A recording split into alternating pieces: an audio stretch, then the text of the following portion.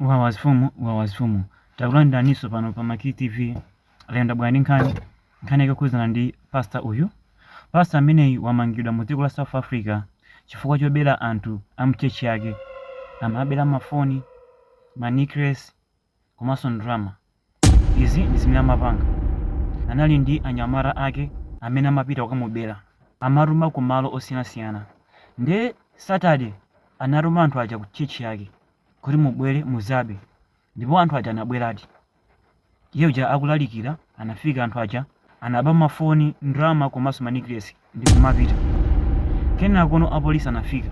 Atafika apolisi aja anayamba nokufufuza za nkhani zinakhala bwanji, ndamatenganso ma fingerprint izi ndi izi. Then after 2 days anapeza munthu mmodzi kudzera pa fingerprint amene anali gulu la anthu okubacha. Ndi atamugwira anayamba nokuulula kuti amene amatituma zimenezi ndi pastor aja, ndi amene anatituma kuti tipite kuchechi kuja tikabe, ndipo pastor uja ndi bwana wathu. Izi ndi zimene zinachitika. Ndabwera ndi nkhani imeneyi ndi cholinga choti ena mutengepo phunziro. Anthu ambiri mumavala bwino, mumavala manicklace odula, mumatenga mafoni odula, muri mupita kuchechi. Akuluakulu pa ground pano paipa, ndipo anthuwa sakusamala zoti uku ndi kuchechi, uku ndi kuchipatala, uku ndi kunzikiri, akungoba pena paliponse. Nkhani ndi drama. Ndi akuluakulu kumakhala osamala mu china chilichonse chimene mukupanga.